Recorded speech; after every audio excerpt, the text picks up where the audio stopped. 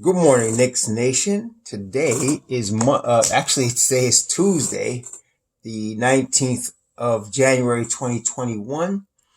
Um, this is Raw Hebrew Remnant here.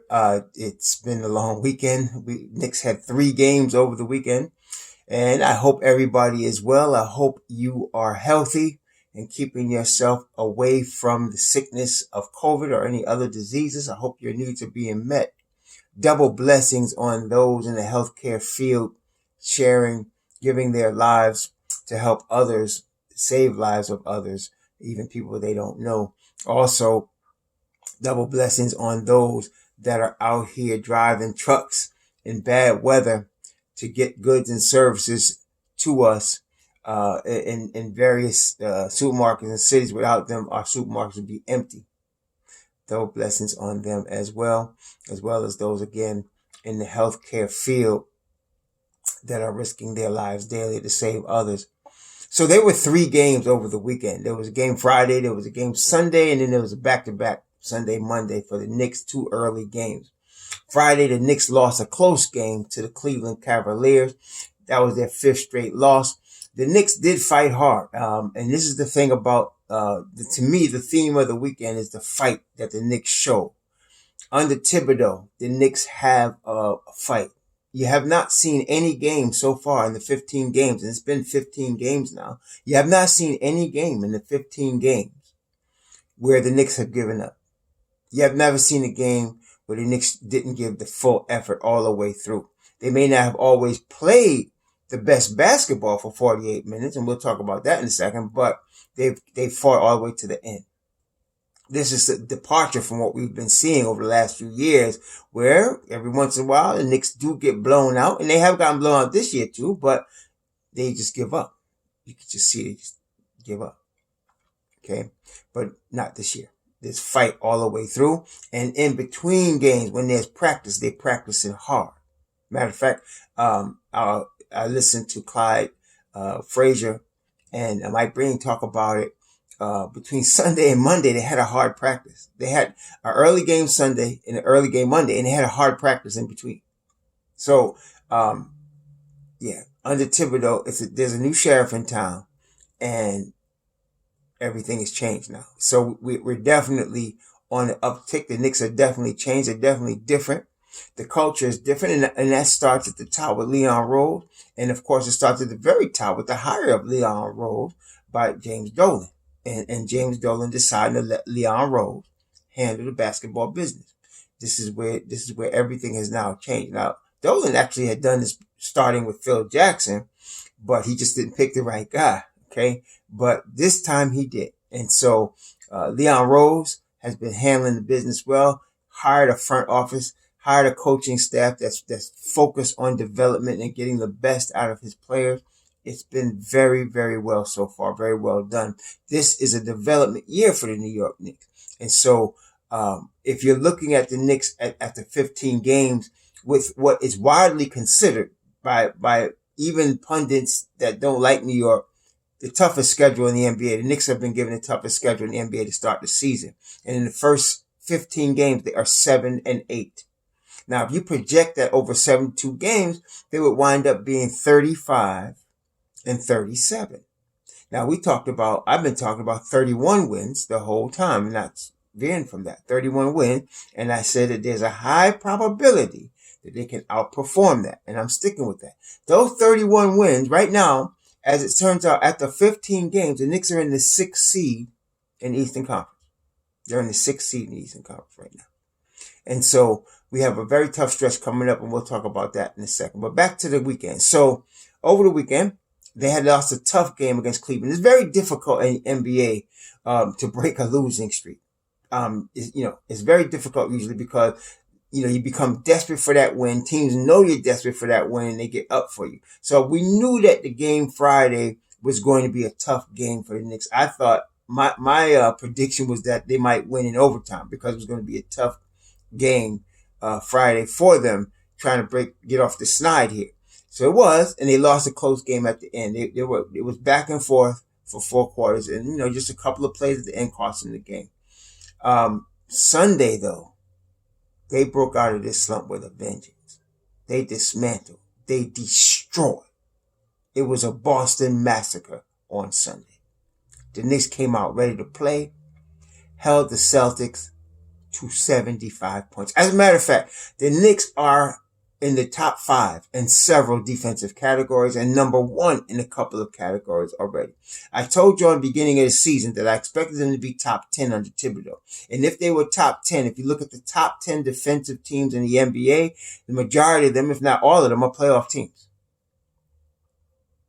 The majority of them, if not all of them, are playoff teams. At least 8 of the 10. The Knicks are now number 1 in several categories on defensive end and definitely in the top 5 overall as a defensive unit. Tom Thibodeau has them playing Tom Thibodeau basketball. 75 points they hold the Boston Celtics to on Sunday. That's a 1990s, late 90s score they held the Boston Celtics to. Defense still wins championships. People that don't know it are not paying attention. Defense wins championships. Offense can win you a lot of ball games. You can outscore a lot of people. But if you want to get in the crunch time on a playoff game and you need a stop, defense wins the championships. Okay? Always like that. Every year is like that. It's like that now. Right? So the defense came back, I guess was what I'm saying. It started Friday, but it really came back with a vengeance on Sunday. The Knicks had lost 40 straight back-to-backs. Like, in other words, when I say lost, they had not swept a back-to-back in 40 attempts. The last 40 times the Knicks had back-to-backs, they would lose at least one of the two. Never swept them. 40 in the Bible is a number of testing. That's what it means. 40 means a number of testing. So I guess when they said 40 times, that's okay. Time for them to win that. And they did. So on Monday, Martin Luther King Day, they won ugly. So they won pretty on Sunday and won ugly on Monday. A grinded out, tough, physical game against the Orlando Magic. A game that in previous situations, the Knicks would lose. The Knicks were up by 14 going into the fourth quarter. Magic made a run, as most NBA teams do. And they actually went down by a point before the end of the game. But then they gritted it out and won. It was a tough game. It was a physical game. Julius Randle was off. As a matter of fact, another point from the 3 games, we have found Julius Randle, R.J. Barrett, and Emmanuel Quickley have been carrying the Knicks offensively. They have been carrying the Knicks offensively. And so that being the case, Julius was off on Monday. So you would expect our top gun being off. Quickly only had 11 points. You're thinking, oh man, this is going to be tough. But the defense again, they hold the Magic to under 80. I think it was 84 points. They held the Magic to 84 points on Sunday. And so, again, defense is going to keep us in games that we may have lost in the past. It's going to keep us in an opportunity to win games even when we're not as talented as our opponent. And it's going to help. Now, the Knicks are, like I mentioned, they're 7-8 right now, going into a very difficult road trip. We were on a road trip earlier, this year. We started off, at Indiana, at Cleveland, at Toronto, at Indiana again, at Atlanta. So we had a road trip at the beginning of the year. 4 road games in a row. And they did pretty good. In that 4 road games, the Knicks were 3-1. But this is a little bit different. This road trip is going to be tough. I would consider this a very successful road trip if the Knicks can go 2-2. I would consider it a very successful road trip. I would not look for the Knicks to go 3-1. And it's very possible they can go 1-3. Let's hope they don't go 0-4. I don't think they will. But they're going to have Golden State Thursday, Sacramento Friday. That's a back-to-back. Golden State, Sacramento. Then Sunday, Portland, and Tuesday, Utah. All of these are tough teams. I mean, Sacramento lost a tough game the other night to who they lost? I saw the game. They lost a tough game to the Pelicans. Sunday night. They lost a tough game to the Pelicans. And actually, to be honest with you, in watching the game, they play better with Tyrese Halliburton on the floor than with Buddy Hield. And Buddy Hield insists on starting. That's why he's on the floor, but they don't play as well with him. But during that game, De'Aaron Fox dropped 40 on the Pelicans. And De'Aaron Fox is a jump shot away from being completely unguardable. I mean, and he's gonna get the jump shot. I mean, he's got the tools, he's got the form, he's got the talent. He's going to get the jump shot eventually. And when he does, it's lights out over there. So this is not going to be an easy situation for us. Golden State just won a very tough game last night against the Lakers. And the Lakers, number one team in the West, and Golden State beat them last night. And so Golden State is playing good basketball right now. So this is going to be a real test for our Knicks. It's going to be a real test for the defense. Right here. I'm glad we have 2 games. We have 2 days. So we played yesterday, the 18th. The next game is Thursday, the 21st. So they got today off. They're going to have, they're probably getting treatment. Julius and Mitchell Robinson both got banged up over the weekend. Not enough, to cause them to miss any time. And again, it shows how tough the Knicks have gotten. Both of them played through their injury, through their nagging injuries. They played through it. And so they should be getting treatment today. They probably will have practice tomorrow. Their game is at 10 p.m. East Coast time on Thursday, which is 7 our time. They'll probably have a morning practice in San Francisco. And so to get ready for Golden State, Stephen Curry's playing out of his mind. Draymond is doing Draymond stuff. They're getting a real big contribution from Kelly Oubre, who we had our eyes on. He's balling out for Golden State. And then they got Pascal, they got Kevon Looney, they got a nice squad that they put together over there in Golden State. And of course, the game that I watched against the Lakers, I didn't even see James Wiseman play.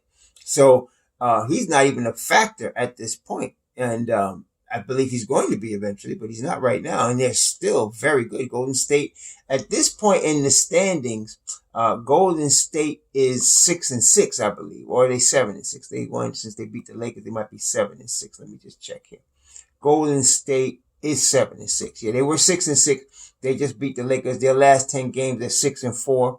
They beat the Lakers last night and hung the L on them. And they are the 7th seed in the Western Conference right now. So this is not going to be easy.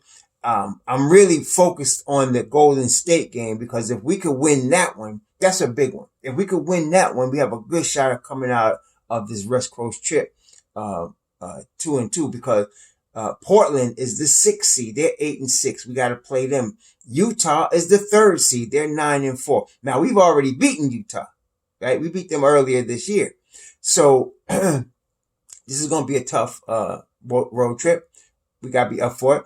I noticed that, so quickly, IQ have been playing, right? He's been playing well. Friday, he had 23. I think he had 17 on Sunday. He only had 11 yesterday. And what happened, in the Orlando game, if you notice, he started off the first, I think he didn't even see the floor until the second quarter. But when he came in, he was killing him. And then they adjusted. And he didn't react well to the adjustment. What happens is IQ is got a handle. The boy he could handle the rock. He's a point guard. Coming out of college, he was all thinking he was going to be a shooting guard. He can handle the rock. He's been telling everybody he could play point, and he can. So he is so good at beating double teams off the dribble that he thought he could do it in the second half, and he couldn't. They were ready for him. And so what happened is IQ would dribble too much, trying to get loose, waste 10, 12 seconds off the shot clock. And now offense is, forcing a bad shot, not getting a good shot. And Thibodeau took him out. And I was like, I knew Thibodeau was going to take him out. Thibodeau has given IQ more latitude than any rookie point guard he has ever had. Some of y'all think he had Derrick Rose as a rookie. Thibodeau did not have Derrick Rose as a rookie. When Derrick Rose played for Tom Thibodeau, he was in his 3rd season. Derrick Rose played his first 2 seasons in Chicago under Vinny Del Negro, who's also a good coach, but he was not Tom Thibodeau. And so Tom Thibodeau Rose was a veteran already, a young vet. Okay. But so he has not given rookie point guards this type of latitude that he's out, that he's given IQ, but even that has a limit. So he pulled him and put Peyton back in. Now, Peyton is obviously not as good as Quickly, but he played better against the Magic. You could just see it. First of all, it's the Magic who drafted him. And then secondly, he had Cole Anthony guarding him, and you could just see him licking his chop. He was going to kill Cole Anthony, and he did. He was getting to the basket at will against Cole Anthony. And so that particular game, it worked out that we had Peyton on the floor more. But going forward, I'm sure Thibodeau and Quickly and the coaching staff are looking at the film, and they're seeing what Quickly should have done. See, for those of you that have an idea that RJ could also run the offense, this is where it would happen right here. When Quickly is bringing the ball up and the teams are now are keying on him, and they're doubling him to get the ball out of his hand, that's where it should go to either Randall or RJ, and Quickly should learn to move off the ball and get himself set up for open shot by moving off the ball and getting through picks and screens and stuff. That's where RJ will come in as being the playmaker. Okay. It's not something that you put RJ on the floor to be the playmaker, but in a scenario like that, he can be a playmaker because now you give him the rock. You let Quickly, because now they're keying on Quickly. So that gives RJ all types of room. See, this is we're talking about opening the floor for RJ. If they're keying on Quickly, it's an opportunity for RJ because you're giving RJ the rock. He can make a play. He can find Quickly or Julius Randle. Julius Randle gets in a pinch post. He's been doing very well spraying that ball out to the corner. Usually, though, it's Peyton getting the open shot, which 9 times out of 10 he's going to miss.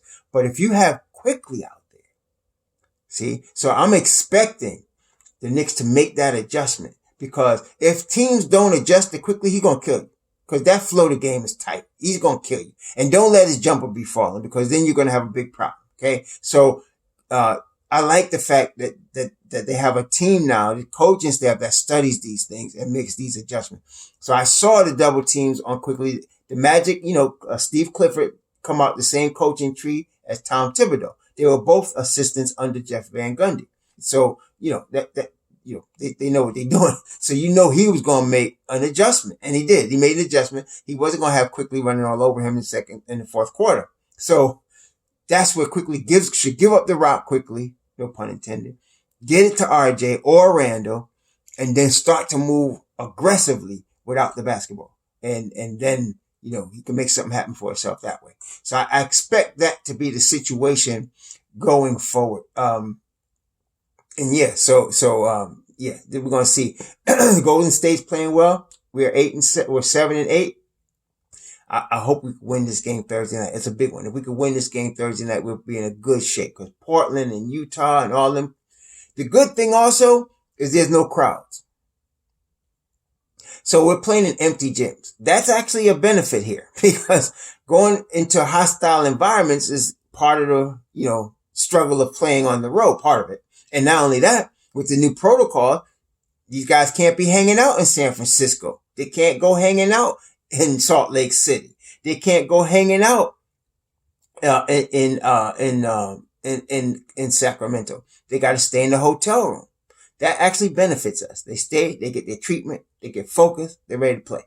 So this thing without, the COVID as bad as it is, I think with the empty arenas on this road trip is going to help us a lot. So, and it'll give our young guys, if they can beat two of these teams, confidence. They already building confidence, knowing that they can win ugly, they can win pretty, and then it'll give the Knicks, if we get one more contributing player. Now, my understanding is that, Alec Burks may be coming back on this road trip. I expect him back for Golden State. Hoping I'm right. If we get one more offensive contributor, we're in good shape because Quickly's consistent. Randall's consistent now, and RJ, his jump shot's not consistent, but he's figuring it out, man. He's figuring out how to get to the hole. Y'all gotta remember, he's 20. The game has not completely slowed down for him yet. See? And he's already killing people. When the game completely slows down for RJ Barrett, he's gonna pick teams apart. He's gonna be better. He's gonna be better than Jimmy Butler when he reaches his prime. When he reaches his prime, you're about 6 years from RJ Barrett's prime. 6 years. When RJ Barrett reaches his prime, Jimmy Butler be in the broadcast booth. And he's going to be better because he's going to pick teams apart. He's got the IQ. The game just has to slow down for him a little bit more. He's only 20. I'm very excited for the future with RJ Barrett. Very excited because he's going to be really good. And he's very strong. The boy is strong. His body's strong. Keep himself in shape. So he's figuring it out. He really is. He got to the hole. He's taking people to the hole against Orlando, man. Just taking them to the rack. Even if his J wasn't falling, he was taking them to the rack. And then he did that mid-range. See, when I was learning to play the game, coach used to teach you on a fast break. If you don't go all the way to the hole or pass the ball by the time you get to the foul line, you take the mid-range jumper right there. You stop. Take the jump shot. And that's what he did against Orlando. He ran the break, got to the foul line, took the jump shot. Boom. Mid-range. Good. So, if we get one more contributor at Alex Burke, Butter has been silent since that 23-point game. We ain't heard back from him. For y'all asking who Butter is, that's Austin Rivers. So, Austin, we ain't heard back from him. So I'm looking for him to make make an appearance in this 4-game trip. But Burks, Austin Rivers, somebody needs to step up and bring some offense. You get a fourth guy that can shoot the ball consistently and become a threat. We're going to be in good shape. Mitchell Robinson has been playing his brains out. It's not showing in the stats in terms of points and rebounds and blocks and such, even though he is averaging like 2 blocks a game still. But just his presence is all over the place. He's playing really good defense. He's getting tough rebound. He's fighting through injury. He's becoming what we thought he could become. Mitchell Robinson is going to turn into an all-NBA defender. And I expect that if he continues on this path this year, he should be on second, third team all-NBA defense. Yep. So, yeah. I'm liking what I'm seeing. We're moving in the right direction. And remember, we're still developing. So, we'll get better as this year goes on. We're going to get better. We're going to get better as the year goes on. And don't let us have another year with the same crew. We'll get even better next year. So, I'm liking what I'm seeing. Got a tough road trip. There's going to be a lot of late games. I'm looking to watch the Golden State game late Thursday night. I won't be able to watch the game Friday against the Kings, but I will watch the replay on Saturday night. And then, of course, I'll be looking at the Portland game on Sunday and the Utah game a week by grace of Most High, a week from next Tuesday. A week from today, next Tuesday. Have a good day. Be safe out here. Especially now, people are descending on capitals around the country with guns and such. Be careful. Sure.